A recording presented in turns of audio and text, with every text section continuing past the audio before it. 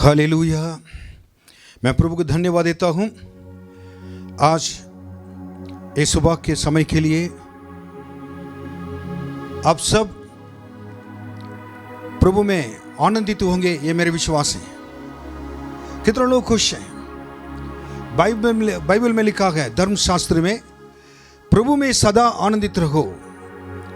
पौलुस प्रेरित ने कहा था, और उन्होंने ये भी लिखा है, फिर से मैं तुमसे कहता हूं प्रभु में सदा आनंदित रहो। आज प्रभु यीशु का और पुनरुत्थान के दिन है। हर रविवार यीशु मसीह जी उठने के दिन है, और हर दिन प्रभु यीशु मसीह के जी उठने के दिन भी है, क्योंकि हमारा यीशु जिंदा है, सदा जीवित है। इसलिए इस महान परमेश्वर को हम धन्यवाद देंगे और आराधना करेंगे। आराधना से पहले आइए हम सब अपने आंखें बंद रखें और हम लोग प्रार्थना करेंगे, ताकि प्रभु इस आराधना को अपने हाथों में ले।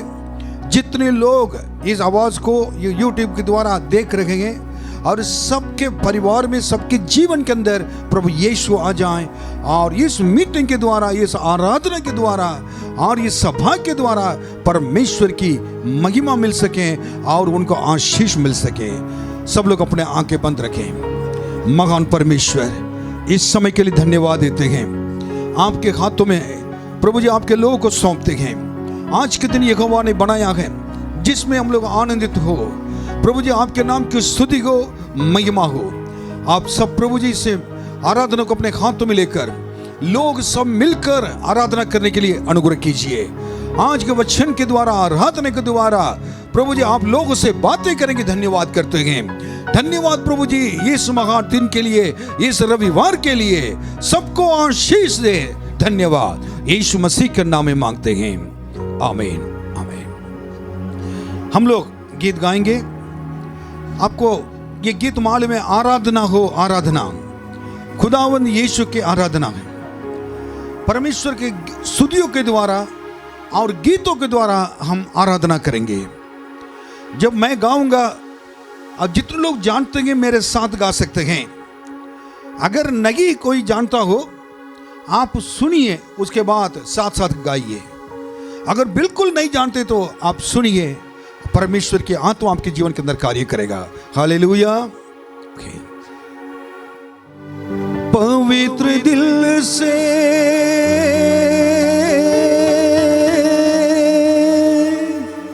आराधना,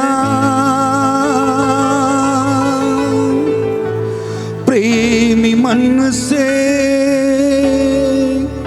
आराधना,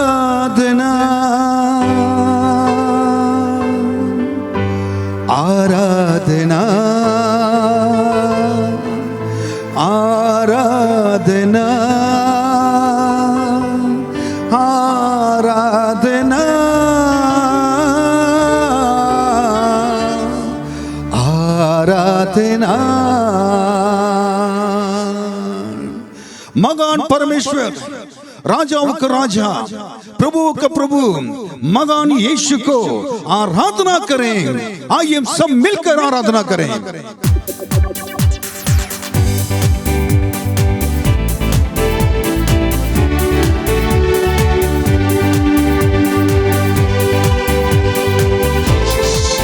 आमीन।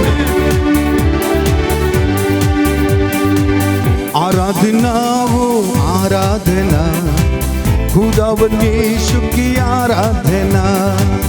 आराधना हो आराधना, खुदावंद यीशु की आराधना। शांति दाता की आराधना, मुक्ति दाता की आराधना। शांति दाता की आराधना, मुक्ति दाता की आराधना। आराधना हो आराधना, खुदावंद यीशु की आराधना। आराधना हो आराधना, खुदावंद यीशु की आराधना। आमीन। पवित्र दिल से आराधना, प्रेमी मन से आराधना।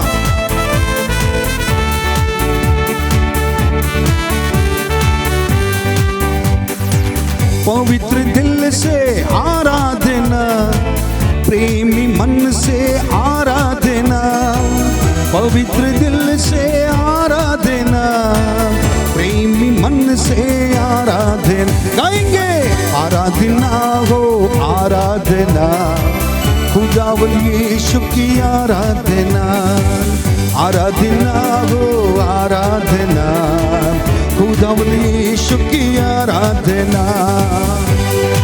मेरे मसीहा की आराधना, जीवन दाता की आराधना। ओ हालेलुया, आमीन। यीशु मेरा है, जीवन दाता मेरा यीशु मेरा है। मेरे मसीहा की आराधना, जीवन दाता की आराधना, मेरे मसीहा की आराधना, जीवन दाता की आराधना, आराधना हो आराधना, खुदावन यीशु की आराधना, आराधना हो आराधना, खुदावन यीशु की आराधना। आमीन। दूतों के संग संग आराधना, सुधि प्रशांत से आराधना, स्वर्गदूत भी आराधना करेंगे। Jesus, hallelujah. दूतों के संग संग आराधना, सुधि प्रशंसा से आराधना, दूतों के संग संग आराधना, सुधि प्रशंसा से आराधना, आराधना हो आराधना, खुदावन यीशु की आराधना, आराधना हो आराधना, खुदावन यीशु की आराधना। Jesus, the Lord, we thank you. Oh, जय जयकार, जय जयकार, तेरा प्यार के महान, प्रेम जहां। तेरा प्यार है महान, तेरा प्यार है जगम, मैं जो पहले मुर्दा था तूने डाली मुझ में जान। तेरा प्यार है महान, तेरा प्यार है जगम, मैं जो पहले मुर्दा था तूने डाली मुझ में जान। क्यों ना बोलो फिर मैं तेरी जय जयकार, क्यों ना बोलो फिर मैं तेरी जय जयकार, जय जयकार, जय जयकार। तूने मेरे लिए क्या कुछ ना किया, जय जयकार, जय जयकार। तूने मेरे लिए क्या कुछ ना किया। जीसस, मेरी सूरत बिगड़ी थी, मेरे दिल था खाली, तूने सींचा तो खून लहू से ताकि आए हरियाली। हो हालेलुया, सब लोग गाएंगे गीत को। मेरी सूरत बिगड़ी थी, मेरा दिल था खाली, तूने सींचा था खून से ताकि आए हरियाली। मेरी सूरत बिगड़ी थी, मेरा दिल था खाली, तूने सींचा था लहू से ताकि आए हरियाली। तो ना बोलो फिर मैं तेरी जय जयकार, ना बोलो फिर मैं तेरी जय जयकार, जय जयकार, जय जयकार। तूने मेरे लिए क्या कुछ ना किया, जय जयकार, जय जयकार। तूने मेरे लिए क्या कुछ ना किया। यस, आई जीवन में खुशी, आई अपनी जिंदगी, तू भी जिंदा साफिया तूने यही किया। हालेलुया, खुशी से गाएंगे।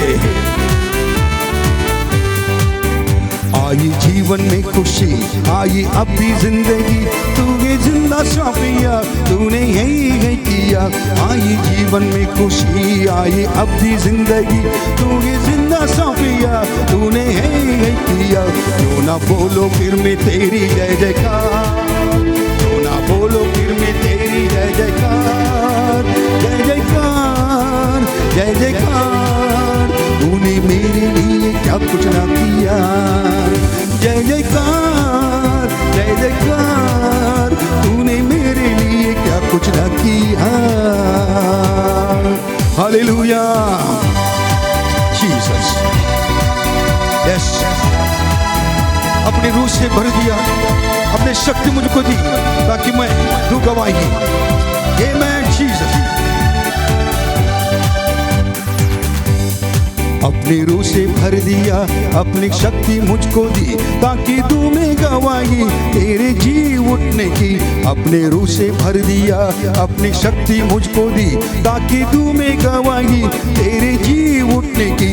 जो ना बोलो फिर मैं तेरी जय जयकार, जो ना बोलो फिर मैं तेरी जय जयकार, जय जयकार, जय जयकार। तूने मेरे लिए क्या कुछ ना किया, जय जयकार, जय जयकार।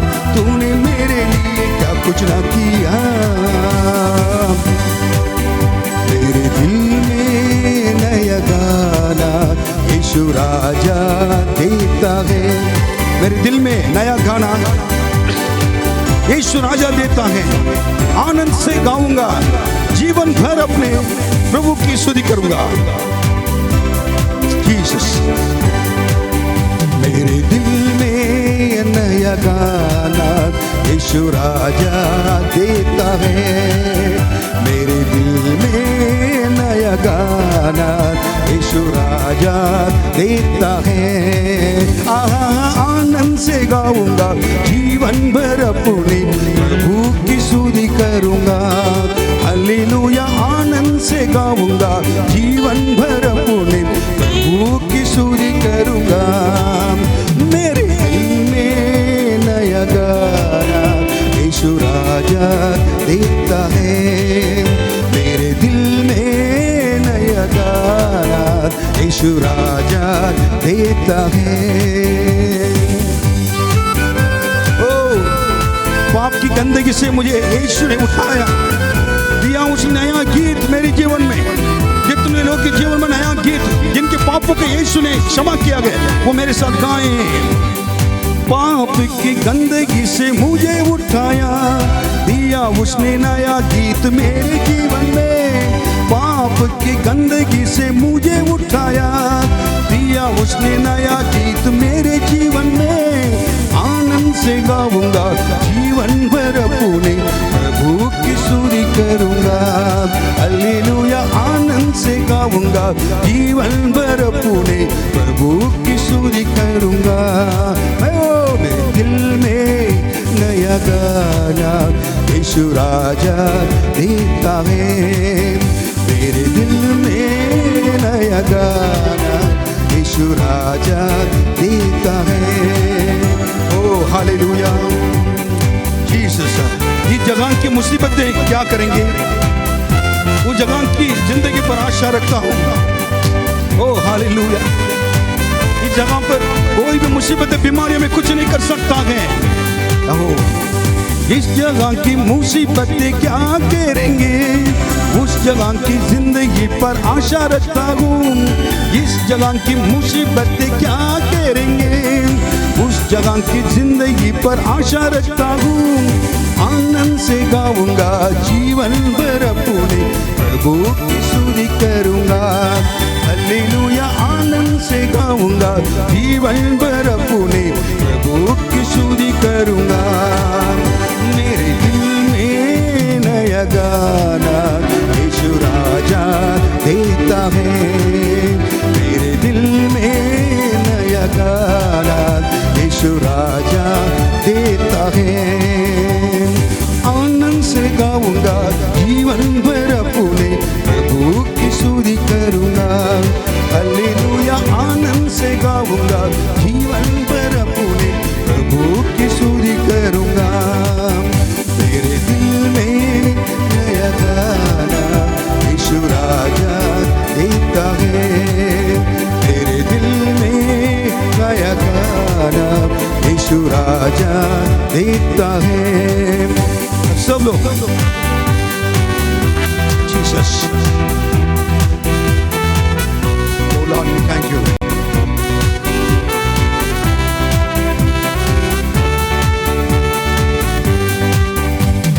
स्तुति आराधना ऊपर जाती है, आशीष लेकर नीचे आती है।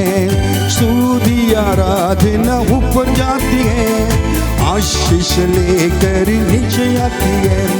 प्रभु हमारा कितना महान, देखो हमसे करता है प्यार। प्रभु हमारा कितना महान, देखो हमसे करता है प्यार। Hallelujah, hallelujah, hallelujah. Lord, thank you. Yes, Lord, we thank you. Jesus, Lord, we thank you. परम पिता की हम स्तुति गाए, वो ही है जो बचाता हमें। परम पिता की हम स्तुति गाए, वो ही है जो बचाता हमें। सारे पापों को करता क्षमा, सारे रोगों को करता चंगा। परम पिता की हम स्तुति गाए, वो ही है जो बचाता हमें।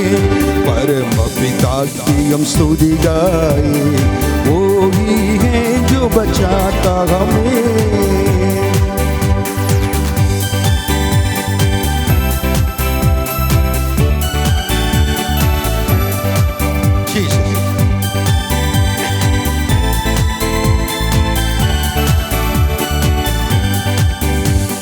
धन्यवाद उसके आसनों में, आनंद से आए उसके चरणों में।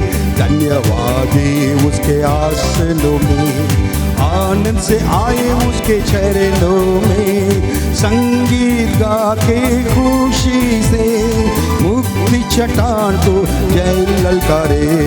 संगीत गा के खुशी से मुक्ति की चट्टान को जय ललकारे।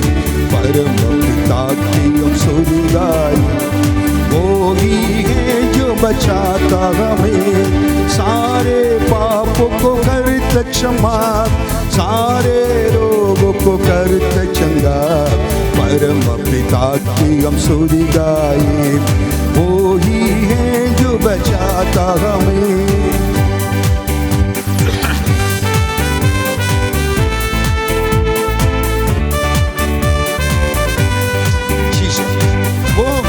वही हमारे यहाँ परम पिता है, तरस करता सर्व सदा।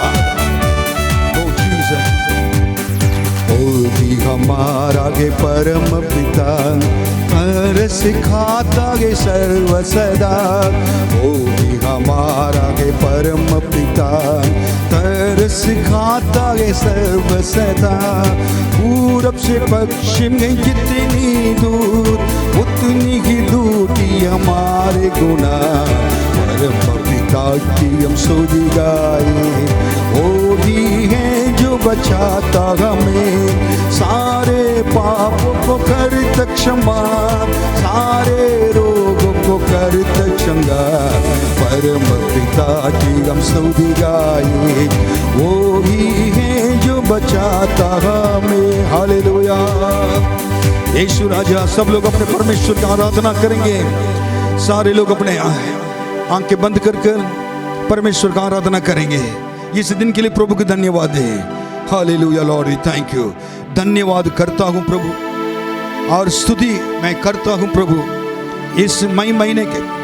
और हम लोग 3 तारीख को जगह पर आए हुए हैं। अप्रैल महीने में जोड़े कष्ट उठाया और परेशानी और कोरोना की बीमारी की वजह से, वायरस की वजह से, और सारे संसार में बहुत बड़ा नरक की जिंदगी था।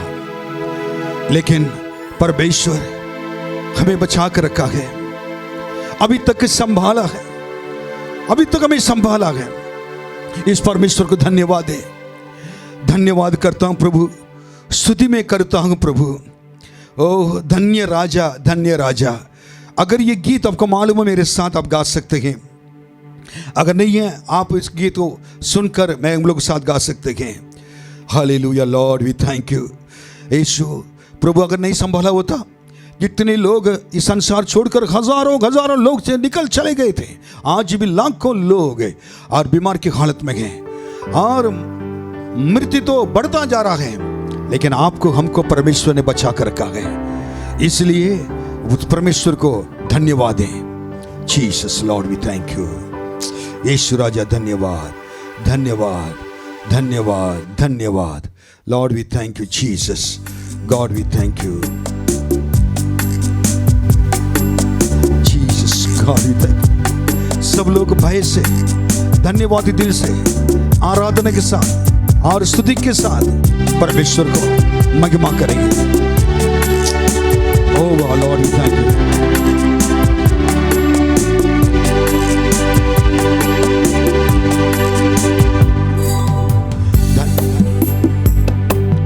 धन्यवाद करता हूँ प्रभु, स्तुति में करता हूँ प्रभु, धन्यवाद करता हूँ प्रभु, स्तुति में करता हूँ प्रभु। धन्य यीशु राजा, धन्य यीशु राजा, धन्य यीशु राजा, धन्य यीशु राजा। धन्यवाद करता हूँ प्रभु, स्तुति में करता हूँ प्रभु, तुझको धन्यवाद करता हूँ प्रभु, स्तुति में करता हूँ प्रभु। धन्य यीशु राजा, धन्य यीशु राजा। सब हाथ उठाकर धन्य यीशु राजा, हाथ खिलाकर धन्य यीशु राजा। ओ अब तक संभाला, धन्य राजा। नया दिन दिखाई, महीने को दिखाया, धन्य राजा जीसस।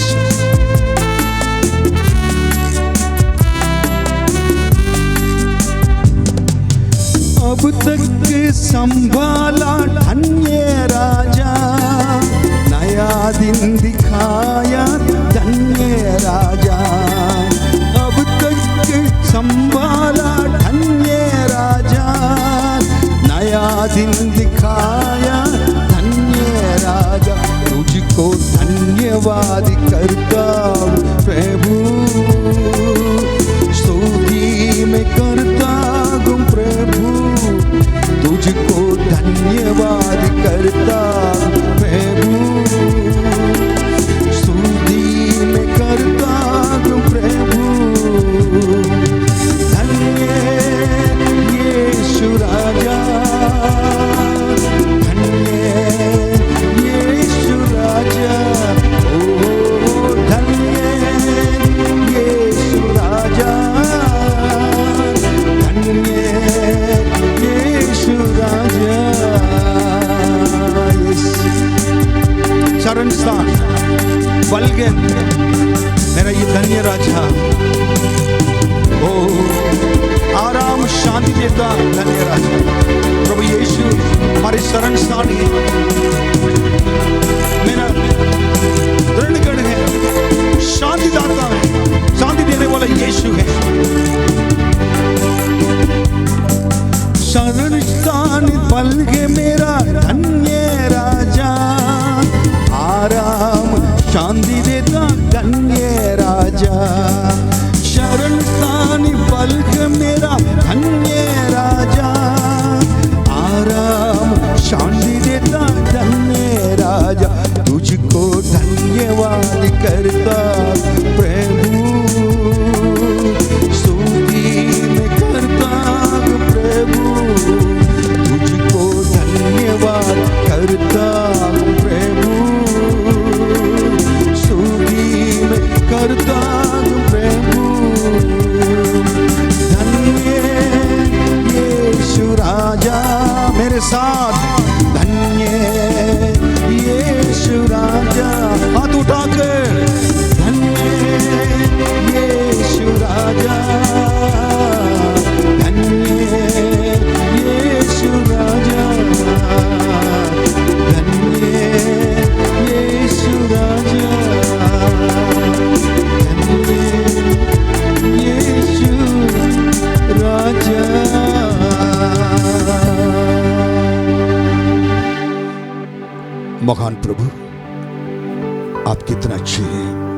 कितना भला है।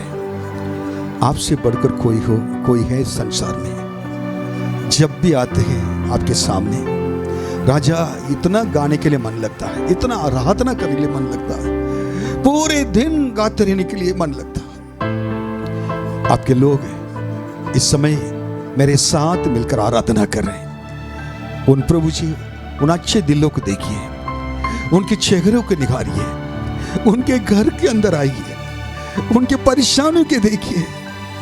आपके बच्चे परेशानी के बीच में भी, कष्टों के बीच में भी, आंसू के बीच में रहते हुए आपके आराधना कर रहे हैं। आपका हर बात के लिए धन्यवाद देते हैं। उनके प्रभु जी प्रार्थना सुने, उनकी प्रार्थना सुनकर उनको उत्तर दीजिए राजा।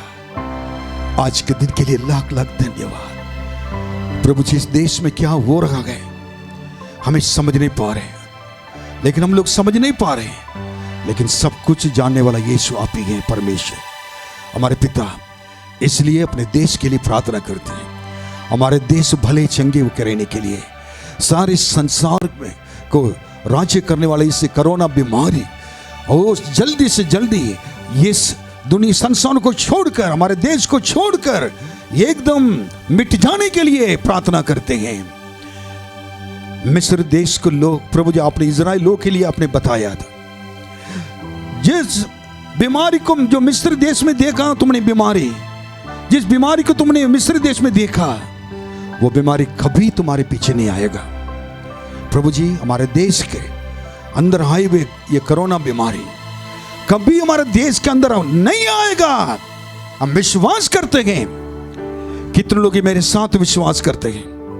अगर तो आप प्रार्थना में हालेलुया कहें, धन्यवाद कहें, यीशु राजा इस बीमारी हमारे देश के अंदर नहीं आएगा, विश्वास करते हैं। आपके बच्चे कष्ट उठा लिया बहुत।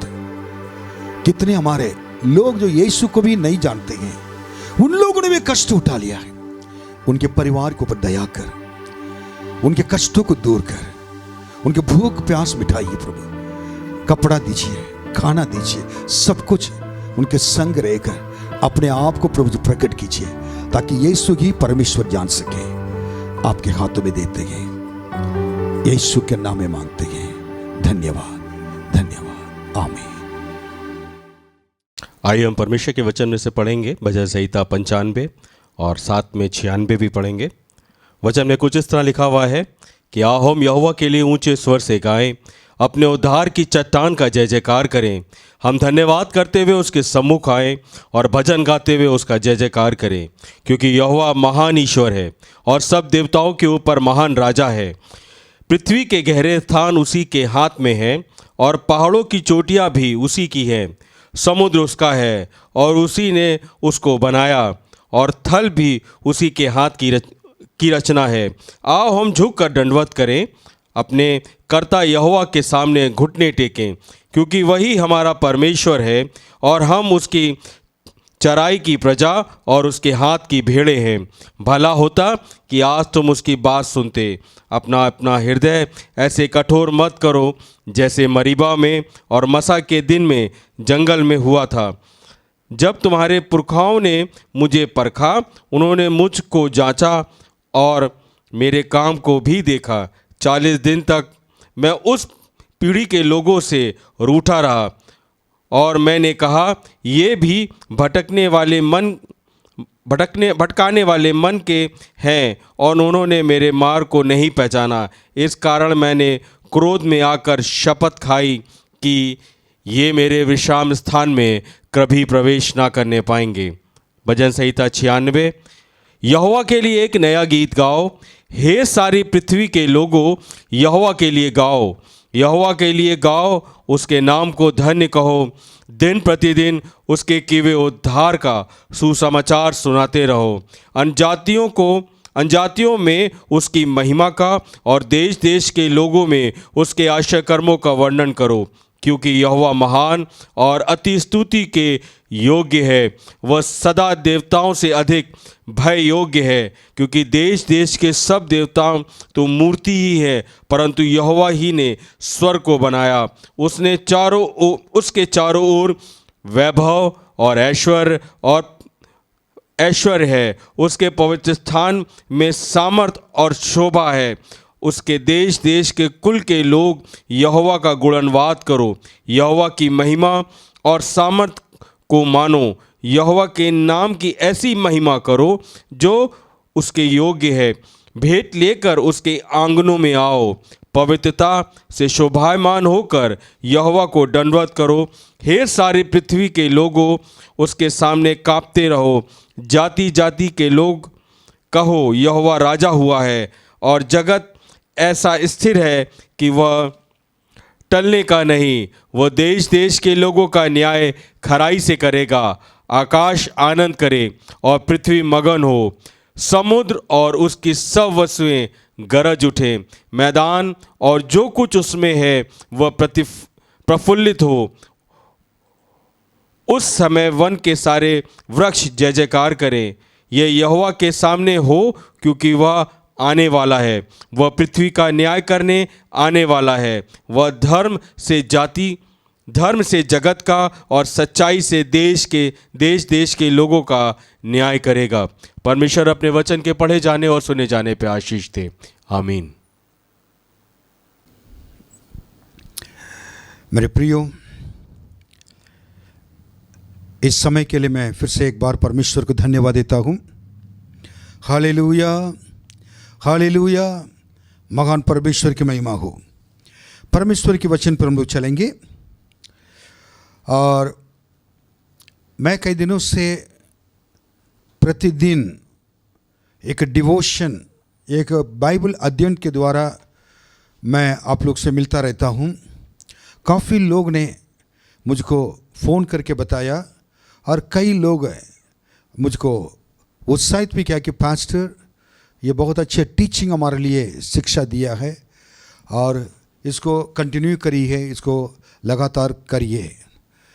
मेरे एक ही बोझ था कि ऐसे समय पर आप घर पे रहते हैं, परमेश्वर के वचन के द्वारा आपको और आशीषित करके, और परमेश्वर के वचन के ज्ञान आपके अंदर आ जाए। मेरी एक ही इच्छा है, ताकि प्रभु में आप बढ़ें, प्रभु के लिए जिए, प्रभु आपसे बातें करें। यही हमारी इच्छा है।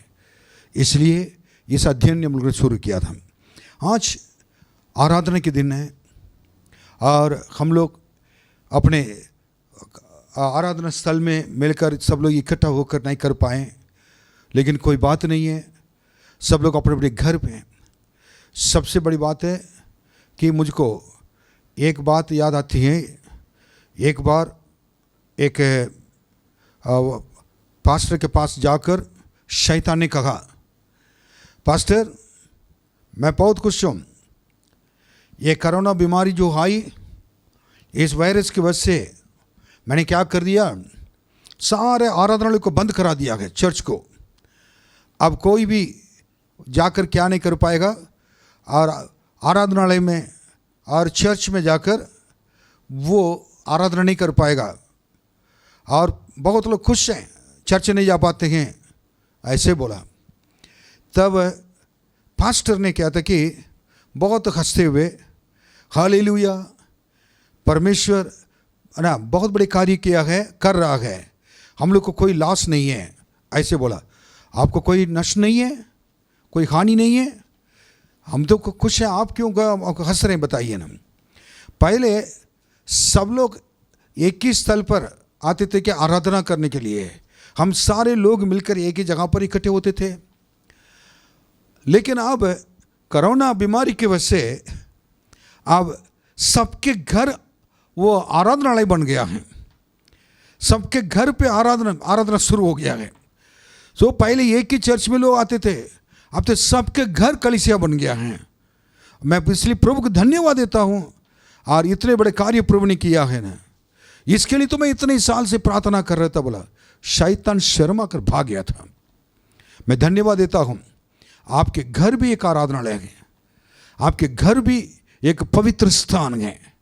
हालेलुया, प्रभु आपका आशीष दे। मैं परमेश्वर के वचन पे सीधे हम लोग चलेंगे। आज के मनन के विषय है कि हम कैसे होना चाहिए, हम कैसे होना चाहिए हमारे आत्मिक जीवन में।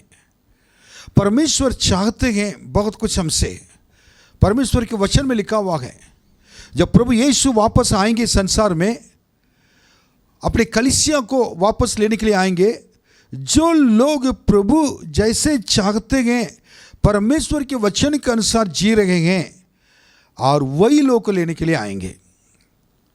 यीशु ने कहा था कि मैं न्याय नहीं करूँगा, मैंने जो वचन आपको बताया है, लिख कर रखा है, इसी वचन के द्वारा मैं न्याय करूँगा। कितनी बड़ी बात है। It's a wonderful word. प्रभु यीशु, इसका मतलब इस वचन के अंदर कुछ चीज़ें लिखी हुई हैं, कई चीज़ें, इसको हमको पढ़ना, जानना, अध्ययन करना जरूरी है।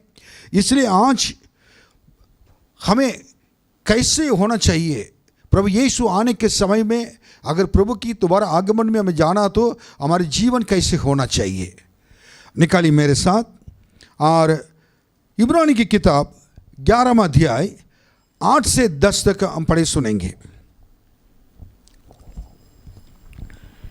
विश्वास ही से अब्राहम जब बुलाया गया तो आज्ञा मानकर ऐसी जगह निकल गया जिसे मिरास में लेने वाला था, और यह ना जानता था कि मैं किधर जाता हूँ, तो भी निकल गया। विश्वास ही से उसने प्रतिज्ञा किए हुए देश में, पराये देश में परदेसी के समान रहकर इसहाक और याकूब समेत जो उसके साथ उसी प्रतिज्ञा के वारिस थे, तंबुओं में वास किया, क्योंकि वह उस स्थिर नींव वाले नगर की बाट जोता था जिसका रचने वाला और बनाने वाला परमेश्वर है। इस वचन से आपको मैं कुछ बताना चाहता हूं। We need to be like perfect believer like Abraham. Abraham के जैसे और इब्राहिम के जैसे एक सिद्ध विश्वासी बनकर रहना जरूरी है। विश्वासी तो कई लोग कहते हैं अपने आप को विश्वासी, तो कहते हैं कलीसिया में आने वाले 60 लोग कहते हैं मैं विश्वासी हूं, लेकिन सिद्ध विश्वासी जो होता है परमेश्वर जैसे चाहता है वैसे ही करता है। केवल विश्वास करना नहीं है, विश्वासी बनना पाने के काबिल नहीं है, काफ़ी नहीं है, और उसके साथ साथ सिद्ध, उसमें सिद्धता में और पहुंचना है और सिद्ध विश्वासी बनकर रहना है। अब अब्राहम को देखिए, अब्राहम ने को परमेश्वर ने बुलाया, जिस देश को मैं ना तुमको बताऊंगा वो जगह पर जाना है। प्रभु ने जब उनको दिखाया वो गया, वो जगह पर चला गया था। पहले भी बात तो कि परमेश्वर की आज्ञा को माना। परमेश्वर ने अभी तक जगह नहीं दिखाया, लेकिन उस जगह नहीं दिखा मालूम होने के बावजूद भी परमेश्वर ने कहा जाओ, मैं जो दिखाऊंगा पहले तुम चलो, उसके बाद मैं दिखाऊंगा। हम लोग क्या कहेंगे? परमेश्वर ने ऐसे अब्राहम से कहा, अगर परमेश्वर अब्राहम की तरह हम लोग अगर बुलाएंगे तो हम पहली बात ये कहेंगे, प्रभु जी आप पहले जगह बताइए, कानपुर जाना है, दिल्ली जाना है, मद्रास जाना है, ये बताइए। उसके बाद क्या है कि मैं उस जगह पर जाऊंगा। एड्रेस मांगेंगे और पैसा मांगेंगे, हर चीज़ मांगेंगे। लेकिन अब्राहम ऐसा नहीं था। परमेश्वर ने जब बोला था जगह परमेश्वर दिखाए नहीं दिखाए, मेरा परमेश्वर ने कह दिया उसको मानना है, विश्वास के द्वारा माना। मेरे प्रियो, एक विश्वास के जीवन विश्वास के द्वारा चलने वाली जीवन है। अंधे की वस्तुओं के ऊपर विश्वास करना है। जो हम देखकर विश्वास करेंगे वो विश्वास नहीं होता है। जो हमारे नज़र में नहीं दिखता है और उस चीज़ को ऊपर हम विश्वास करते हैं कि ये है प्रभु के नाम से, वही चीज़ क्या है नाम हमारे लिए एक सिद्ध विश्वास बनता है। उदाहरण के लिए अगर एक बीमारी के लिए प्रार्थना कर रहे हैं, हमको विश्वास आना चाहिए, प्रभु यीशु मैं प्रार्थना करता हूं ये ब्रदर इस बीमारी से उनको चंगाई मिल चुका है। एक विश्वास है। दूसरा विश्वास है कि चंगाई मिलेगा। चंगाई मिलेगा ना, कब मिलेगा, लेकिन चंगाई मिल चुका है। एक दोनों में फर्क है ना।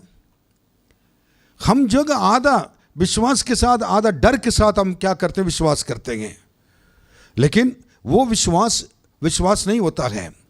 बीमार इंसान को देखते, बीमारी को यीशु के नाम में मैं कहता हूँ ना, तुम चंगे हो चुके हो, ये शैतान, ये बीमारी इनके शरीर से निकल चुका है, जा चुका, कहना जाएगा 2 साल के बाद और 3 साल के बाद जाएगा, 10 दिन के बाद जाएगा, ये विश्वास नहीं है। अब्राहम ने विश्वास करके परमेश्वर की बातों को मानकर उसके बाद वो गया था जिससे मिराज में लेने वाला था, जो देश उनके मिराज में मिलने वाला था, और ये ना जानता था कि उनको कुछ भी मालूम नहीं था कि मैं किधर जाता हूँ।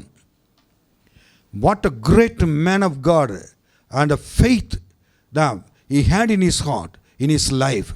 ये कितना अच्छे कि बहुत वंडरफुल मैन, बहुत एक अद्भुत एक मनुष्य था, और जितना विश्वास पुरुष था वो। फिर उसके बाद नहीं मालूम था वो निकल गया था। फिर उसके बाद वो जगह पर जाकर परदेश की तरह रहता था, और परमेश्वर की बाट जोता था। अब्राहम को जो परमेश्वर ने प्रतिज्ञा दी कि कानान प्रतिज्ञा जो दिया था, कानान देश को मैं तुमको तुम्हारे संतान को दूंगा, वैसे ही परमेश्वर ने अब्राहम को लेके गए थे। अब्राहम और उनके संतान सारे लोग क्या कि उसको मिराजदार बन गए थे। मेरे प्रियो, we need to be like a perfect believer like ना इब्राहिम, और एक इब्राहिम की तरह एक सिद्ध विश्वासी बनकर रहे। विश्वास में सिद्ध था, आधा विश्वास करना, आधा विश्वास नहीं करे। हमें कुछ चीज़ के लिए विश्वास जल्दी कर लेंगे, चंगाई के लिए भी, लेकिन मुसीबत आ गया, कोई परेशानी आ गई, पैसे की समस्या, ये समस्या है, तो विश्वास हमारा डगमगाएंगे। ये विश्वास हमारे अंदर नहीं रहता है। यदि तू विश्वास करेगा तो परमेश्वर की महिमा को देखोगे। यीशु ने इसलिए क्या तुमको नहीं बताया कि डांट कर बता रहे थे, किसको? मार्था को। यूहन्ना 11:40 में लिखा हुआ है। ओके, ये दूसरी बातें क्या हमको चाहिए, अब मैं बताना चाहता हूँ। और उत्पत्ति की किताब 22वां अध्याय 6 से 12 तक पढ़िए। इसमें और एक बहुत ब्यूटीफुल वर्ड लिखा हुआ, बहुत अच्छे एक अनोखा बात लिखा हुआ है। तब अब्राहम ने होम बलि की लकड़ी ले अपने पुत्र इसहाक पर ला दी, और आग और छुरी को अपने हाथ में लिया, और वे दोनों एक साथ चल पड़े। इसहाक ने अपने पिता अब्राहम से कहा, हे मेरे पिता। उसने कहा, हे मेरे पुत्र, क्या बात है? उसने कहा, देख, आग और लकड़ी तो है, पर होम बलि के लिए भेड़ कहाँ है? अब्राहम ने कहा, हे मेरे पुत्र, परमेश्वर होम बलि की भेड़ का उपाय आप ही करेगा। और वे दोनों संग संग आगे चलते गए। जब वे उस स्थान को जिसे परमेश्वर ने उसको बताया था पहुंचे, तब अब्राहम ने वहां वेदी बनाकर लकड़ी को चुन चुन कर रखा, और अपने पुत्र इसहाक को बांधकर वेदी पर की लकड़ी के ऊपर रख दिया। फिर अब्राहम ने हाथ बढ़ाकर छुरी को ले लिया कि अपने पुत्र को बलि करे। तब यहोवा के दूत ने स्वर्ग से उसको पुकार कर कहा, हे अब्राहम, हे अब्राहम। उसने कहा, देख, मैं यहाँ हूँ। उसने कहा, उस लड़के पर हाथ मत बढ़ा और ना उससे कुछ कर, क्योंकि तूने जो मुझसे अपने पुत्र वरन अपने इकलौते पुत्र को भी नहीं रख छोड़ा, इससे मैं अब जान गया हूं कि तू परमेश्वर का भय मानता है। Hallelujah, hallelujah. इस जगह पर एक बहुत अच्छी बात लिखी हुई है। अब्राहम को परमेश्वर ने दर्शन दिया, अपने एकलौता पुत्र इसहाक को ले जाकर बलि चढ़ाना है। जब 100 साल का था उस समय परमेश्वर ने इस बच्चे को दिया। परमेश्वर ने उसको 25 साल के पहले प्रतिज्ञा दिया था। जब परमेश्वर ने पुत्र दूंगा कहकर 25 साल तक इंतजार कराया। कभी कभी परमेश्वर जो ना प्रतिज्ञा देते हैं, परमेश्वर उसी पर विश्वास करना जरूरी है। और इसलिए मैंने अब्राहम के बारे में सिद्ध विश्वास उनके अंदर था, और वो क्या था कि विश्वास के साथ रखा। हमारे पास 1 दिन 2 दिन 1 साल हो गए तो फिर विश्वास नहीं करेंगे, छोड़ देंगे, अरे ये तो देर हो रहा है, ये कौन सा परमेश्वर है, कहेंगे। लेकिन अब्राहम 25 साल तक इंतजार किया। उसका 100 साल में जब 100 साल का था पुत्र हुआ, और परमेश्वर ने पुत्र दिया तो उसका नाम इसहाक रखा था। लेकिन ऐसे ही एकलौता बेटा 100 साल के समय पर मिल रहा है और जब उम्र में मिल रहा है मिला था उसको इतना बहुत क्या गए सोने से भी बढ़कर, कुंदन से भी बढ़कर, डायमंड से भी बढ़कर, हीरे से भी बढ़कर उन्होंने उसको पालता था, इतना प्यार करता था। ऐसे समय परमेश्वर ने कहा इसको ले जाकर बलि चढ़ाओ। क्या आप हम कर पाएंगे? एक बेटा को देने के बाद प्रभु बलि चढ़ाने के लिए कह रहे हैं, हाँ मांग रहे, वापस दे पाएंगे? हम इतने दिन तक विश्वास करते हैं ना, वो विश्वास 1 मिनट के अंदर हमें ये चाहिए नहीं है, ऐसे कह के जाएंगे। लेकिन ये परमेश्वर को अपने बच्चे से, बेटे से बढ़कर, अपने पत्नी से बढ़कर और दुनिया की जितनी चीज़ है सबसे बढ़कर परमेश्वर को अच्छी तरह जानता था। जब परमेश्वर का अच्छी तरह जानता है वही व्यक्ति क्या कर पाएगा? परमेश्वर को समझ पाएगा। क्या हुआ? तब लेके जा रहा था। इस जगह पर अब्राहम के बारे में बताने के लिए है, इसहाक के बेटे के बारे में, उनके बेटे के बारे में बताना चाहता हूँ। वो बेटा क्या कह रहा मालूम है? हाँ, इसहाक चलो बेटा, और अब्राहम ने कहा अपने बेटे से चलो हम जाना है। फिर जैसे पिताजी ने कहा निकल गया और लकड़ी बांधा, सब कुछ किया। मोरिया देश में जाकर परमेश्वर ने जगह पर कहा था मैं तुमको बताऊंगा, जो पहाड़ बताऊंगा वो जगह पर। कनान देश के लिए भी प्रभु ने इसे बताया था, मैं जब बताऊंगा तो जिस जगह पर बताऊंगा उधर जाना। परमेश्वर कभी कभी आश्चर्यकर्म, कभी कभी ऐसे हमसे बातें करते हैं, हमारे विश्वास को परखते हैं। जब ये लकड़ी लेकर सब जा रहे थे, रास्ता पर पूछा था बेटे ने, हाँ पापा ये सब कुछ तो सही है, लेकिन ये बलि चढ़ाने के लिए जा रहे हैं, लेकिन मेमना कहाँ गए? तब मेढ़ा कहाँ गए? तब उसने कहा था कि उनको तुरंत आके प्रभु देगा कह दिया।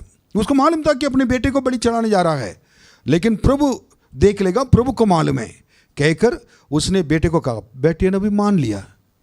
पिता कहने के बाद आगे पीछे उन्होंने सोचा नहीं है। आज के बच्चे तो 50 बार सोचते हैं, पिता ने कह दिया, ये कैसे कह दिया, उधर है इधर सोच कर आगे पालन नहीं करेंगे।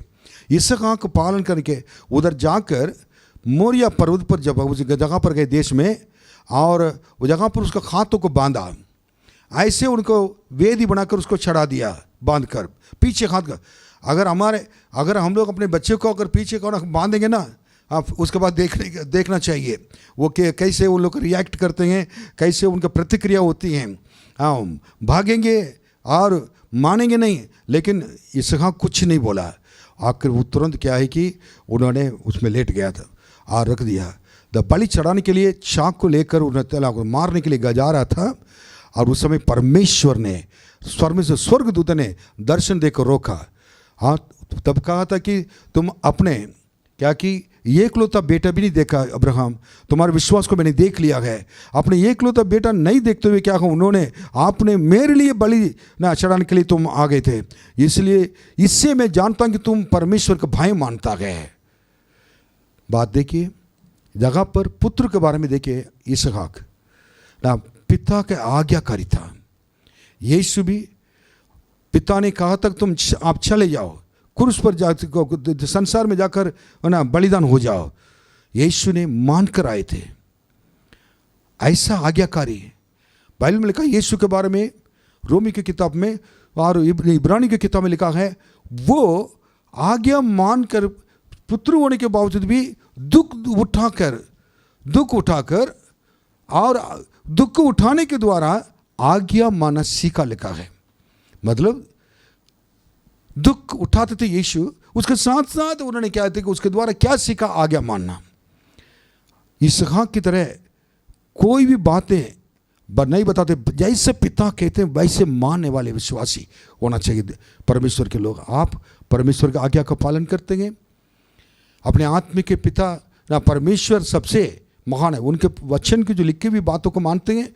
जो परमेश्वर के वचन को नहीं मानता उनके पिता यीशु को इनकार करता, पिता को इनकार करता है।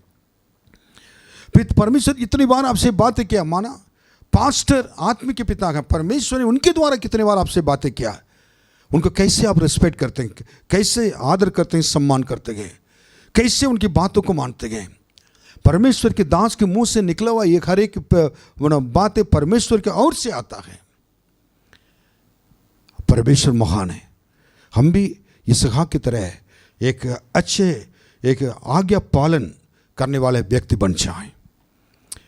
तीसरी बात मैं बताना चाहता हूं, और पढ़िए उत्पत्ति की किताब 28वां अध्याय और 10 से 17 तक। मैं इधर बताऊंगा याकूब, एक मिनट, इसको मैं बता दूंगा कि याकूब क्या है कि बेरशबा, एक जगह पर बेरशबा से निकलकर जा रहा था। वो जब जा रहा था, वो किस लिए जा रहा था? अपने भाई को धोखा दे दिया, अपने पिता को धोखा दे दिया। झूठ मूठ में उन्होंने बड़े भाई के येशा का नाम को कहकर, मैं येशा हूँ कहकर, उनके सारे पायलट के आशीष को पूरा लेकर चला गया था। जब जा रहा था उधर से उस जगह पर, और उसको एक शाम को समय पर क्या किया कि उसने, और एक किसी स्थान में पहुंचकर 11वां वचन पढ़िए। उसने किसी स्थान में पहुंचकर रात वहीं बिताने का विचार किया, क्योंकि सूर्य अस्त हो गया था। इसलिए उसने उस स्थान के पत्थरों में से एक पत्थर ले अपना तकिया बनाकर रखा और उसी स्थान में सो गया। एक मिनट, इस जगह पर क्या कि उसने शाम को हो गया था, सूर्य अस्त हो गया था, उसके बाद सोने के लिए एक पत्थर को उठाकर उसको क्या कि तकिया बनाकर वो सो गया था। अब क्या हुआ था देखिए, तब उसने स्वप्न में देखा, एक स्वप्न में देखा कि एक सीढ़ी पृथ्वी पर खड़ी है।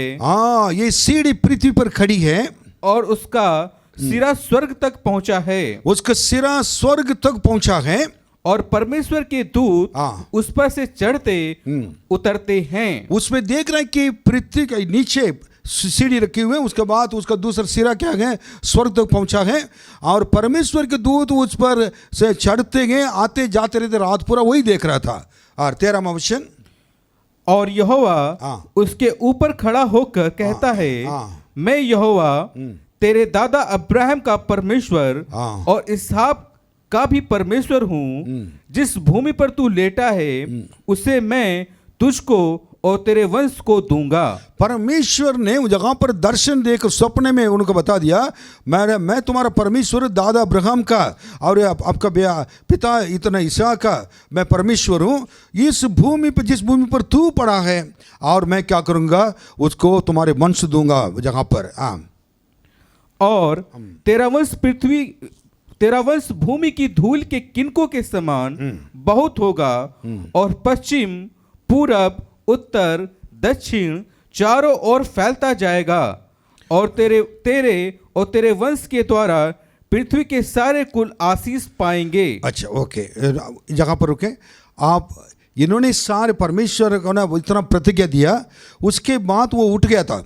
उठने के बाद 17 वचन तक देखेंगे तो उसमें वो लिखा है, उस जगह को उन्होंने क्या कर दिया कि ऐसे दर्शन पाया हुआ ना, एक जगह सपने के द्वारा एक बहुत परमेश्वर ने उनको अपने आप को दिखाया है, इसलिए वो जगह को बेतेल एक नाम रखा था, बेतेल नाम रखा था।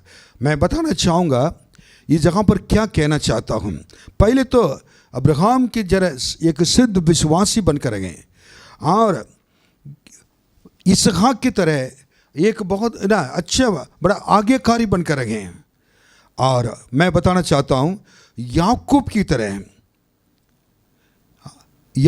तरह दर्शन पाए हुए व्यक्ति बनकर रहे। हालेलुया। ये तीनों बहुत इंपॉर्टेंट है। पिता के, मैं दादा के बारे में बात कर रहा हूँ, उसके बाद उनके पिता के बारे में बात कर रहा हूँ, अब बेटे के बारे में बात कर रहा हूँ। दादा कौन है? अब्राहम, और ना पिता कौन है? इसहाक।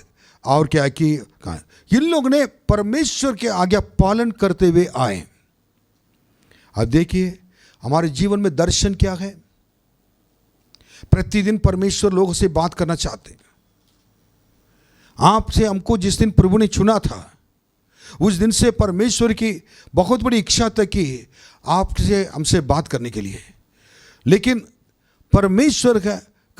परमेश्वर से मिलने के लिए, मुलाकात करने के लिए आप नहीं चाहते, हम नहीं चाहते, मनुष्य नहीं चाहता है।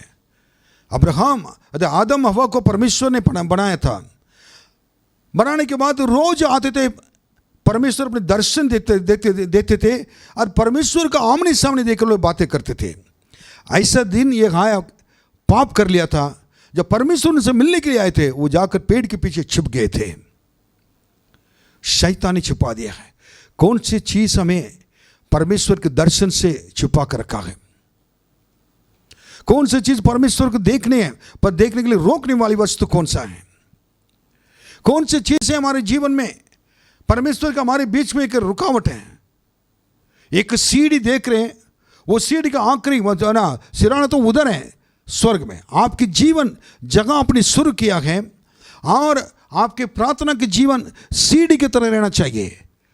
आपके दर्शन में परमेश्वर, आप क्या परमेश्वर आते जाते, स्वर्गदूत आते जाते ना जैसे देखते थे, आपके जीवन में भी और ऐसा दर्शन मिलना चाहिए ताकि परमेश्वर के लोग, स्वर्गदूत आपके पास आए, आपसे बातें करें, जाएं, परमेश्वर खड़े होकर कहें कि मैं परमेश्वर हूँ ना। आपका परमेश्वर का इसी प्रकार दर्शन की खोज भी आप बनकर रहें और दर्शन पाया व्यक्ति की तरह जिए और प्रतिदिन आपके परमेश्वर अपने वचन के द्वारा आपसे बातें करेगा और प्रभु प्रत्यक्ष रूप में से आपको दर्शन देगा और साथ साथ परमेश्वर आपके साथ रहते हैं, उनकी वो उपस्थिति को आप महसूस करेंगे। कैसे दाऊद ने कहा, प्रभु को मैं हमेशा मेरा अपने सामने रखा हूँ। I have set the Lord before me always. मेरे सामने, मेरे सम्मुख में रखा हूँ। वो मेरे दाहिने ओर है। कैसे पता था उसको? दाहिने इसे कहा तो क्यों नहीं बताया उन्होंने? वो मेरे दाहिने ओर है। कैसे कहता था? भजन संहिता 23 में तुम मेरे साथ रहता है। This is called vision. एक दर्शन है। दाऊद प्रतिदिन परमेश्वर के दर्शन को देखता था। हम ये दर्शन को पाना जरूरी है। आज भी परमेश्वर आपसे मनुष्य से बात करता है। आज भी परमेश्वर से विश्वास करने वाले परमेश्वर के लोगों से परमेश्वर बातें करते हैं। परमेश्वर सपने के द्वारा बात करते हैं, दर्शन के द्वारा बातें करते हैं, परमेश्वर के वचन के द्वारा बातें करते हैं, परमेश्वर के सेवक के द्वारा बातें करते हैं, परमेश्वर की भविष्यवक्ता के लोग भविष्य के द्वारा, भविष्यवाणी के द्वारा बातें करते हैं। परमेश्वर अपने प्रकाशन के द्वारा बातें करते हैं। हालेलुया। आप इन पर विश्वास करें।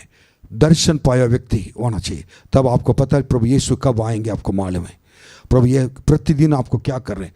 प्रार्थना करने वाले व्यक्ति, दर्शन पाए व्यक्ति को आने वाले अपना भविष्य के बारे में परमेश्वर बताते हैं और जो होने वाले वो चीज़ों को परमेश्वर बताते हैं। कई लोग के अंदर नेक्स्ट क्या होगा मालूम नहीं है और कई लोग को मालूम है अपने जीवन के बारे में कुछ भी मालूम नहीं है। लापरवाही के जीवन और लापरवाही के जीवन बिताकर आखिर में विश्वासी कहकर एक दिन क्या है कि और चले जाएंगे तो कहाँ जाएंगे ये मालूम नहीं है। स्वर्ग जाएंगे, नरक जाएंगे, कोई निश्चिंत नहीं है। दर्शन पाया व्यक्ति प्रभु से कहें, प्रभु जी मुझे दर्शन दीजिए, कहें मुझे दर्शन के द्वारा बातें करिए, सपने के द्वारा बातें करिए, कहेंगे हालेलुया। फिर उसके बाद मैं एक बात बता करूँगा, आप पढ़िए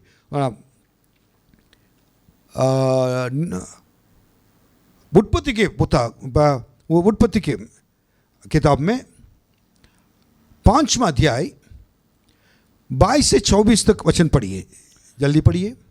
मतुसेला के जन्म के पश्चात हनोक 300 वर्ष तक परमेश्वर के साथ साथ चलता रहा और उसके और भी बेटे बेटियां उत्पन्न हुई। इस प्रकार हनोक की कुल आयु 365 वर्ष की हुई। हनोक परमेश्वर के साथ चलता था, फिर वह लोप हो गया क्योंकि परमेश्वर ने उसे उठा लिया। ओके, इस जगह पर थोड़ा और ध्यान से सुनिए। मैं बताना चाहता हूँ, सुनिए। अब मैं बताना चाहता हूँ, हनोक एक मनुष्य था, परमेश्वर का जन था। 365 साल इस संसार में रहा। 65 साल तक उन्होंने नॉर्मल लाइफ बिताता था। एक पारिवारिक एक व्यक्ति था। परिवार उनके परिवार था, बच्चे थे, सारे लोग थे। फिर 300 साल पहले 65 साल उनके 365 साल टोटल जिया। उसमें 65 साल एक नॉर्मल व्यक्ति के रूप में से वो जी रहा था। प्रभु को जानने के बाद रेस्ट बाकी 300 साल प्रभु के साथ ही वो चलता रहा। हालेलुया। प्रभु के साथ साथ क्या है, वो चलता रहा। अब प्रभु के साथ अगर चलता रहेगा टोटल लिखा हुआ कि 365 साल वो जिया था और प्रभु के साथ कैसे चला इसको वर्णन भी किया गया है इब्रानी की किताब में भी। और 11वां अध्याय 5 और 6 पढ़िएगा, उसमें बहुत अच्छा लगा। विश्वासी से हनोक को उठा लिया गया कि मृत्यु को ना देखे। पढ़िए। और उसका पता नहीं मिला। उसको पर विश्वास के द्वारा वो हनोक परमेश्वर के साथ जी रहा था और विश्वासी से हनोक को उठा लिया गया था। उसका पता भी क्या है? नहीं मिला। क्योंकि परमेश्वर ने उसे उठा लिया था और उसके उठाए जाने से पहले उसकी यह गवाही दी गई थी कि उसने परमेश्वर को प्रसन्न किया। बात तो यही है। उठा लेने से पहले उनके परमेश्वर उनके बारे में ना एक गवाही भी दे दिया है क्या कि उन्होंने परमेश्वर को प्रसन्न किया है। परमेश्वर की पसंद के जीवन, प्रसन्न के जीवन वो करता था। इसलिए परमेश्वर क्या है कि उनके प्रेम इतना परमेश्वर खुश होकर उनको ले लिए थे। चौथी बात मैं बताना चाहता हूं, बी लाइक हनोक or be like Enoch who walked with God for 365 years or 300 years। मतलब हनोक जैसा परमेश्वर के साथ चलने वाला एक व्यक्ति बनो। इस संसार में प्रभु यीशु को जानकर उसके बाद आप ना यीशु के साथ जी नहीं पाए, यीशु को पहचान नहीं पाए, यीशु के साथ चल नहीं पाए, परमेश्वर के वचन के अनुसार जी नहीं पाए, तो हम क्या विश्वासी लोग हैं?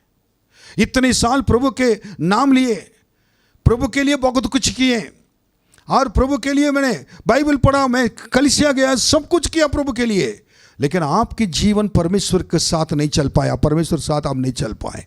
कई लोग के जीवन में परमेश्वर के साथ चलने का अनुभव नहीं है। परमेश्वर के प्रसन्न करने के जीवन और प्रसन्न करने के जीवन नहीं होता है। कई लोग जीवन के द्वारा परमेश्वर दुखित हैं, उनका प्रार्थना के जीवन मालूम नहीं, परमेश्वर के वचन को नहीं जानते हैं।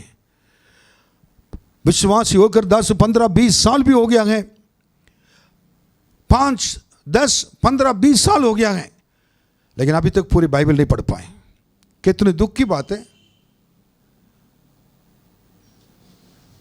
ऐसा प्रभु के पास जाएंगे तो क्या होगा? प्रभु ने हनोक के साथ चले और हनोक परमेश्वर के साथ से चलता था। कितना रहा होगा आनंद, रोज प्रभु से बातें करना, रोज प्रभु से ना बिल्कुल, और प्रभु उनको दोनों को अलग नहीं कर पाए और इतना अच्छा संगति रखा होगा ना। ये संसार में प्रभु के साथ जीना, प्रभु से बातें करना, प्रभु के साथ चलना, प्रभु के साथ उठना बैठना, कितना एक आनंद की बात होती है। हालेलुया। मेरे प्रियो, मैं कहना चाहता हूँ आपके जीवन परमेश्वर के साथ कैसा है। मैं किसी के दिल में ठेस पहुंचाने के लिए मैं नहीं कह रहा हूं, ये सच बात है। मैं इतने साल प्रचार कर कर परमेश्वर के साथ नहीं चल पाऊंगा तो क्या होगा? मेरा प्रचार, मेरे जीवन सब बेकार है। परमेश्वर आपसे प्रेम करता है। आज हनोक के जीवन हमारे लिए बाइबल में लिखा गया। अगर हनोक परमेश्वर के साथ चल सकता है नॉर्मल इंसान होकर, हम लोग भी प्रभु के साथ चल सकते हैं, प्रभु को प्रसन्न करने की जीवन बिता सकते हैं, प्रभु के लिए जी सकते हैं। हालेलुया। प्रभु आशीष दे। आखिर में एक बात मैं बताना कुछ है। अब आपके 2 बात बताकर जैसे खत्म करूंगा। आप पढ़िए ये उत्पत्ति की किताब 4 अध्याय 1 से 5 तक पढ़िए। जब आदम अपनी पत्नी हवा के पास गया तब उसने गर्भवती होकर केन को जन्म दिया। ये आदम हवा जो पहला मनुष्य, पहला स्त्री थे, उनके एक बच्चे के बारे में लिखा हुआ है। और कहा, मैंने यहोवा की सहायता से एक पुरुष पाया है। फिर उसने उसके भाई हाबिल को भी जन्म दिया। हाबिल भेड़ बकरियों का चरवाहा बन गया, परंतु केन भूमि पर खेती करने वाला किसान बना। कुछ दिनों के पश्चात केन यहोवा के पास भूमि की उपज में से कुछ भेंट ले आया, और हाबिल भी अपनी भेड़ बकरियों के कई एक पहलौठे बच्चे भेंट चढ़ाने ले आया और उनकी चर्बी भेंट चढ़ाई। तब यहोवा ने हाबिल और उसकी भेंट को तो ग्रहण किया, परंतु केन और उसकी भेंट को उसने ग्रहण ना किया।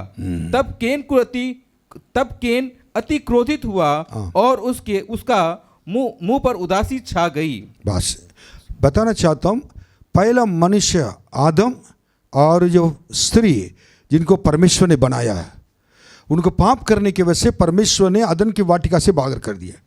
उसके बाद उनके 2 बच्चे हुए थे। पहला बेटे का नाम केन था और दूसरा बेटे का नाम हाबिल था। इनको थोड़ा सा मैं बताना चाहता हूँ इन लोगों ने क्या किया था। दोनों काम कर रहे थे। ये भेड़ बकरियां क्या कर चला रहा था, वो ये चरवाहा था, भेड़ बकरी चलाने वाले। और दूसरा तो किसान था, कौन ना केन। हाबिल के बारे में बता रहा हूँ। बड़ा वाला तो एक किसान था और ज़मीन पर जाकर उसको खोद कर क्या है उन्होंने और बीज बोया, उसके बाद वो उपज आया, उसके बाद क्या है कि किसान बन गया था। लेकिन हाबिल क्या है कि भेड़ बकरी चराने वाला था और ये एक चरवाहा था। दोनों अपने भेंट को लाकर परमेश्वर के सामने रखे थे। बाइबल में लिखा है परमेश्वर ने केन बड़ा बेटे के ना उसके भेंट को परमेश्वर ने घृणा किया है, स्वीकार नहीं किया था। लेकिन हाबिल जो रखा था छोटा वाला, उसके भेंट को परमेश्वर ने स्वीकार किया, लिखा है। कारण क्या है? दोनों भेंट लेकर आए थे, उसमें क्या प्रॉब्लम है? दोनों परमेश्वर दोनों को स्वीकार करना चाहिए था ना। एक को स्वीकार किया, एक को घृणा किया, और परमेश्वर ने क्या था कि उनको स्वीकार नहीं किया था। कारण केन ने क्या किया था कि अपने इसमें जो उपज जो आए और कोई भी चीज़ हम उपज आए उसको निकाला पहले अपने खेत से। कब निकाला कब लाया ये मालूम नहीं है। हो सकता मैं समझता हूँ बहुत पुराना हो गया होगा और बिल्कुल ताज़ा ताज़ी नहीं होगी, और उसको क्या है कि उन्होंने लाकर क्या कर दिया, चढ़ाने के लिए रख दिया। अपने कोई भी तरकारी हो, कुछ भी हो, फल हो, कुछ भी हो, सारे चीज़ को लाकर उन्होंने पहले रखा होगा। अपने मर्जी के अनुसार जाकर क्या है उसने भेंट चढ़ाया होगा। माँ बाप ने सिखाए होंगे। लेकिन हाबिल के बारे में एक बहुत बड़ी बात लिखी है, उसने भेंट चढ़ाने के बाद उत्तम चीज़ है। इसको इब्रानी में लिखा हुआ है, पढ़ने की जरूरत नहीं है। 11 अध्याय में 5-6 में लिखा हुआ है, 11 में 4 में लिखा हुआ है। उसने उत्तम वस्त्र क्या है कि और उत्तम चीज़ को लाकर परमेश्वर को दिया, लिखा है। क्योंकि और मैं पढ़ूंगा, विश्वासी से हाबिल ने और केन से उत्तम बलिदान परमेश्वर के लिए चढ़ाया। बस मतलब द बेस्ट चीज़ उन्होंने क्या कहा, उत्तम चीज़ ये है। परमेश्वर के देने के विषय में उत्तम चीज़ देना है।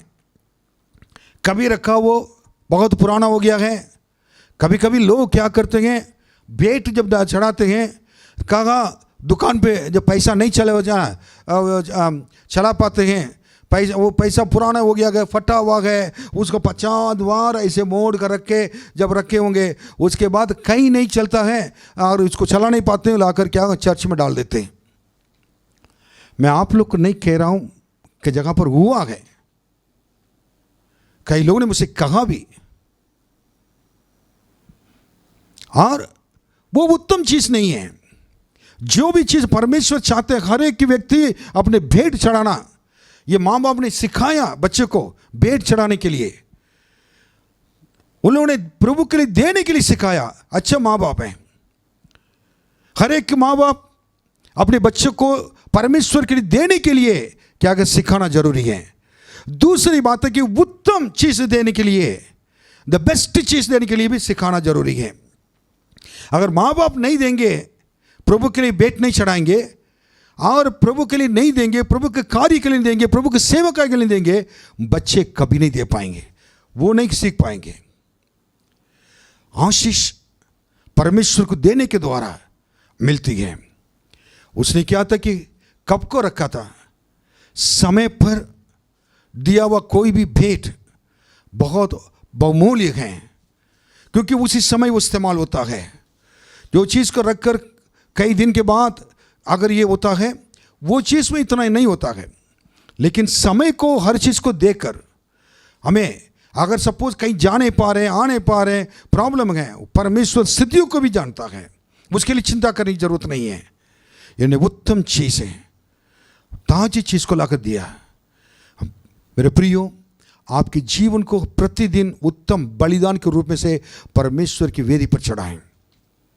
You are the best offering to God. आप एक अच्छे परमेश्वर के प्रसन्न के एक उत्तम भेंट आप ही हैं। दूसरी बात है कि आपके परिवार को परमेश्वर के रूप में, परमेश्वर के हाथों में समर्पित करें। तीसरी बात है, परमेश्वर के लिए कोई भी चीज़ हो हमारे जीवन में करने से पहले परमेश्वर की उत्तम भेंट क्या दे दे। आपके वजह से, मेरे वजह से परमेश्वर के कार्य रुकना नहीं चाहिए।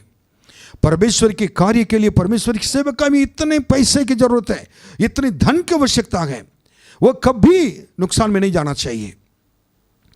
अगर परमेश्वर की सेवा अगर धन की वजह से अगर नीचे गिर रहा है, उसमें सारे लोग उसको जिम्मेदार लोग हैं। पांचवा बात मैं बताना चाहूँगा कि आशीष मिलता है कि देने की चीज़ क्या है कि क्या हम दे रहेंगे तो हमारे वजह से ना हर चीज़ चलता है, कलीसिया चलेगी और बाकी सब होगी, ये बात नहीं है। This is one of the reason, ये कारण हो सकता है। नम देना मतलब हमारे आशीष का दरवाज़ा खुल जाने के लिए, जब देता है उनका आशीष के दरवाजा हमेशा खुला रहता है। परमेश्वर ने कहा था कि मैं आकाश की खिड़कियों को खोलकर तुम्हारे लिए अपरंपार आशीष वर्षाऊंगा, नहीं है तुम परख कर देखो, कहा। मलाकी किताब 3 अध्याय में लिखा हुआ है। द बेस्ट ऑफरिंग, मैं क्या कहना चाहता हूँ, जो केन की तरह क्या करना कि उत्तम भेंट चढ़ाने वाले और प्रभु के लिए देने वाले बने। जो केन की तरह, अबेल की तरह उत्तम वस्त्र, उत्तम भेंट चढ़ाने वाले एक व्यक्ति बनना जरूरी है। लास्ट में मैं पढ़ना चाहता हूँ, अय्यूब की किताब पढ़िए। अय्यूब की किताब 1:21। मैं अपनी माँ के पेट से नंगा निकला और वही नंगा लौट जाऊंगा। यहोवा ने दिया और यहोवा ही ने ले लिया, यहोवा का नाम धन्य है। दूसरा अध्याय 9-10 पढ़िए। तब उसकी स्त्री उससे कहने लगी, क्या तू अब भी अपनी खराई पर बना है? परमेश्वर की निंदा कर और चाहे मर जाए तो मर जा। उसने उससे कहा, तू एक मूढ़ स्त्री की सी बातें करती है। क्या हम जो परमेश्वर के हाथ से सुख लेते हैं दुख ना लें? इन सब बातों में भी अय्यूब ने अपने मुंह से कोई पाप नहीं किया। याकूब की पत्री 5:11 भी थोड़ा देख लीजिए। याकूब की पत्री 5:11।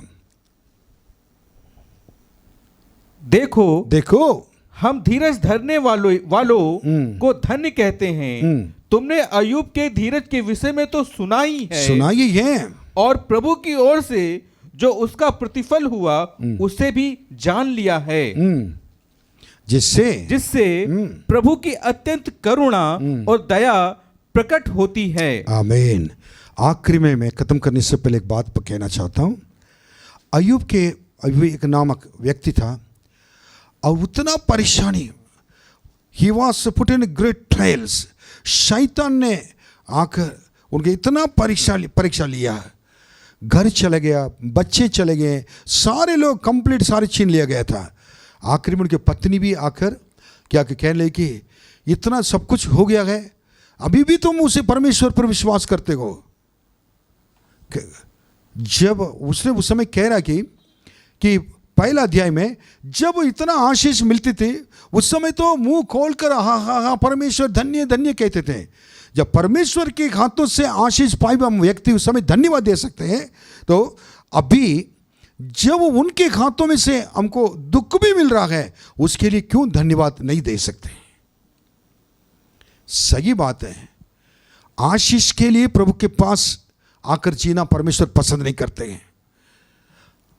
अय्यूब की तरह आशीष मिल जाए, मिलेगा, लेकिन अगर दुख आ गया, परेशानी आ गया है ना, अरे प्रभु के पास आए, इनको मुझे तो परेशानी है, ये है, क्या करेंगे। अय्यूब के देखिए परेशानी के समय भी अपनी पत्नी को कह रहा है कि जब उत्तम आशीषों को जब प्राप्त करने के समय इतना धन्यवाद देते थे, जब हमारे बच्चे अभी चले गए, मर गए और सब कुछ छीन लिया गया है और स्थितियों को देखकर हमारे परिवार में ये सब कुछ हुआ है, देखकर उस परमेश्वर को निंदा करना ठीक नहीं है। एक ही चीज़ है, दुख के समय में भी तुमको क्या करना है, आप परमेश्वर को धन्यवाद दो, बीमारी के लिए धन्यवाद दो, कष्टों के लिए धन्यवाद दो, हानि के लिए धन्यवाद दो, कह रहा अपने पत्नी को। तब उसके बाद कह रहा परमेश्वर ने दिया, परमेश्वर ने वापस ले लिया, उनका पवित्र नाम के धन्य को कहा। ऐसा महापुरुष नाम और परीक्षाओं के बीच में अपने धीरज ठहरते हुए और धीरज रखते हुए, पर अपने संयम बरसते हुए और सब चीज़ों को हानि नहीं समझते हुए, मेरे परमेश्वर जब तक मेरे साथ हैं मुझे कोई भी हानि नहीं है। इस दुनिया में जितनी चीज़ मेरे साथ है उसको उठा लिया, परमेश्वर को वापस ले लें, लेकिन प्रभु मेरे साथ जब तक हैं मेरे लिए कोई भी हानि नहीं है। हालेलुया। हमारे विश्वास जगह पर पता चलेगा। कई लोग सेवा कर रहे हैं, बहुत हम सेवा करते हैं, अच्छी बात है, आपके सेवक के लिए मैं प्रभु को धन्यवाद देता हूं, लेकिन इस समय पर कितने लोग परमेश्वर को धन्यवाद दे सकते हैं। मेरे पास आशीष मिलता था, प्रभु जी मैं धन्यवाद, लेकिन आज कष्टों में जी रहा हूं, उसके लिए धन्यवाद। ये धन्यवाद आकाश की खिड़कियों को खोल देगा। हालेलुया। प्रभु आपको अपने आशीषों का कभी कमी नहीं रखेगा।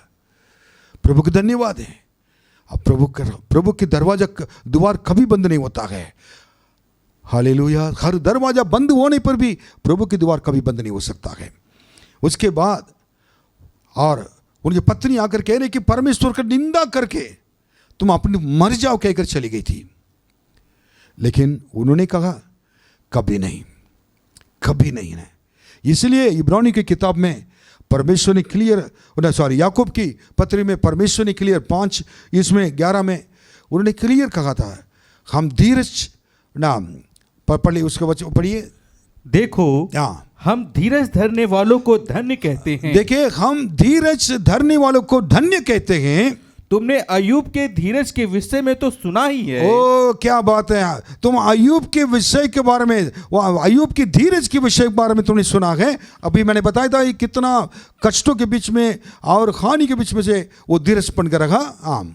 और प्रभु की ओर से जो उसका प्रतिफल हुआ, लेकिन उसका प्रतिफल आखिरी में दुगुना आशीष उसको मिला था। उसे भी जान लिया है। उसको भी आपको मालूम है, बाइबल में लिखा गया है, अय्यूब के आखिरी किताब में लिखा गया धीरज ठहरने वाले के लिए, जिससे प्रभु की अत्यंत करुणा और दया प्रकट होती है। इसके मतलब क्या है, ऐसे लोग के ऊपर प्रभु के अत्यंत करुणा और दया प्रकट हमेशा के लिए होती है। हालेलुया। अय्यूब की तरह कष्टों को परेशानी के बीच में रहते हुए भी परमेश्वर को कभी उनको दिल दुखाने की बात न कहें, प्रभु को धन्यवाद देते रहे। इस करुणा बीमारी को मालूम है, और आकर कई लोग के पास खाना नहीं है, कई लोग के पास परेशानी है, पैसा नहीं है। मेरे पास काफ़ी लोग आते रहते हैं, काफ़ी लोग बताते रहते हैं, उनको देख कर क्या है कि मुझको बहुत आंसू आता है, उनके लिए प्रार्थना करता हूँ। मेरे पास इतना पैसा नहीं है प्रभु जी उनको मदद करने के लिए, अगर मेरे पास इतना देंगे तो उनके सबके लिए मदद कर सकता हूँ। मैं किसके पास जाकर मैं सबको कहूँ? जिनके मन में प्रभु अगुवाई करता है और वो आगे दे सकते हैं। अभी कुछ समय के पहले परमेश्वर हम लोग दिल में डाला है, हमें क्या करना, कुछ तो करना है। हम प्रार्थना कर रहे हैं, परमेश्वर जरूर करेंगे। परमेश्वर जिनके मन में भी अगर डालता है और हमारे दर्शन बोझ को सपोर्ट करने के लिए और उसको परमेश्वर उनके द्वारा मदद करें, यही है। हमेशा मांग कर आपसे कह कर और वो काम करना ठीक नहीं है। आपके दिल के अंदर प्रभु अगर डालता है और बोझ डालता कि पास्टर ऐसे लोग के लिए आप मदद करिए कहकर, है 1-2 लोग आकर मेरे पास आकर उन्होंने किया है, मैं प्रभु को धन्यवाद देता हूँ। लेकिन अय्यूब की तरह क्या करना कि ऐसे समय पर धीरज धरें। हम लोग विश्वासी लोग हैं, कष्टों के लिए धन्यवाद दें, और घर के अंदर बंद पड़ेंगे धन्यवाद दें, और हर बातों के लिए धन्यवाद दें। एक दिन परमेश्वर अत्यंत करुणा से आपको तृप्त करेगा, और वो आपके ऊपर प्रकट होगे और उत्तम पदार्थों से आपको तृप्त करेगा। और अय्यूब को जो परमेश्वर ने उनका प्रतिफल दिया था, दुगना आशीष, वही आपके लिए मिलेगा। धन्यवाद। इसलिए अय्यूब की तरह और परीक्षाओं को सहने वाला होना चाहिए। और ये 7 बातों को मैंने आपको 5 बातों को मैंने बता दिया, जस्ट मैं रिपीट कर रहा हूँ, रिपीट करके ख़त्म कर रहा हूँ। और अब्राहम की तरह एक सिद्ध विश्वासी बनना है, इसहाक की तरह, और आज्ञा पालन करने वाले, जैसे पिता कहते वैसे पालन करने वाले बनना जरूरी है। और याकूब की तरह परमेश्वर का दर्शन पाए हुआ विश्वासी होना जरूरी है व्यक्ति। और अनोख की तरह परमेश्वर के साथ हमेशा चलते रहने वाले व्यक्ति होना जरूरी है। और हाबिल की तरह एक बेस्ट उत्तम भेंट परमेश्वर के लिए हमेशा परमेश्वर के कार्य के लिए देने वाला होना चाहिए, और समय पर देने वाला होना चाहिए। और देन आखिरी में अय्यूब के जैसे और कष्ट, परेशानियाँ और परीक्षाओं को झेलने वाला, उसमें धीरज रहने वाला होना चाहिए। परमेश्वर इन दिनों में, इस मई महीने में आपको मदद करेगा, आपको आशीष देगा। आप हर बातों में और इस वचन के अनुसार जब जीने के लिए प्रयत्न करेंगे और करेंगे, अगर चलने के लिए कोशिश करेंगे, तो आपके परिवार में से कभी आशीष बना बाहर नहीं जाएगा। परमेश्वर सारे आशीषों से आपको तृप्त करेंगे, उत्तम पदार्थों से तृप्त करेंगे। आप हर चीज़ में संपूर्ण आशीष प्राप्त कर कर आप आपके परिवार हमेशा के लिए जिएंगे और परमेश्वर की महिमा के लिए जिएंगे। मेरी प्रार्थना मैं दिल से करता हूँ, दिल से कहता हूँ, मेरे दिल से आपको परमेश्वर आशीष दें, आपका परिवार को आशीष दें। आंसू बहाने से बचा करके आपके आंसू को परमेश्वर पोंछ डालें, आपके कमी कटी को प्रभु दूर करें। मैं दोबारा ये बात बताना चाहता हूँ, मेरे मन पूरा आप लोग देखने के लिए, मिलने के लिए लगता है, इच्छा है, प्रतिदिन आपकी इच्छा बढ़ता जा रहा है, लेकिन समय की वजह से और चीज़ की वजह से मैं कहीं जा नहीं पाता हूँ। लेकिन इतना मालूम है जल्दी समय आने वाला है, हम सब मिलकर बहुत खुशियाँ मनाएंगे। उस दिन मेरे आंसू आंसू आंसू एक आप देखेंगे। प्रभु हालेलुया। मैं आप लोग देख नहीं पा रहा हूँ, लेकिन आप मुझे देख रहे हैं इस यूट्यूब के द्वारा। इसलिए मेरे प्रियो, आप सब मेरे बच्चे हैं, मेरे कलीसिया के लोग हैं और कोई सेवक लोग हैं। आपने जो कष्ट उठाया, द कष्ट सह रहे परमेश्वर के लिए, आपका परिश्रम व्यर्थ नहीं ठहरेगा। आपके बच्चे के ऊपर परमेश्वर हमेशा निगाह रखते हैं, आपके ऊपर परमेश्वर के हाथ हैं, आपके लिए परमेश्वर चिंता करते हैं, आपके विश्वास के ऊपर चिंता करते हैं। निराश मत होना है, जल्दी परमेश्वर सारे बातों के लिए परमेश्वर कार्य करेगा। जल्दी ये परेशानियाँ दूर होंगे, आशीष का दरवाज़ा खुलेगा, आप आशीषित होंगे। धन्यवाद महान परमेश्वर। आइए हम सब प्रार्थना करेंगे। महान परमेश्वर, आपके बच्चों को आपके हाथों में सौंप देंगे, आपके अनुग्रह हाथ रखें। धन्यवाद प्रभु, जित वचन के अनुसार जीने के लिए प्रभु जी मदद करें, सबको अपने हाथ में रखें। धन्यवाद, यीशु के नाम में मांगते हैं, आमीन आमीन। प्रभु आपका आशीष दें, आमीन। आइए हम लोग सब अपने आंखें बंद करें आखिरी वचन, आशीष वचन के लिए। हमारे पिता परमेश्वर का प्रेम, प्रभु यीशु मसीह का अनुग्रह है, पवित्र आत्मा की सहभागिता हम सबों के साथ हमेशा होती रहे, आमीन। प्रभु आप सबको आशीष दे, फिर हम मिलेंगे, आमीन।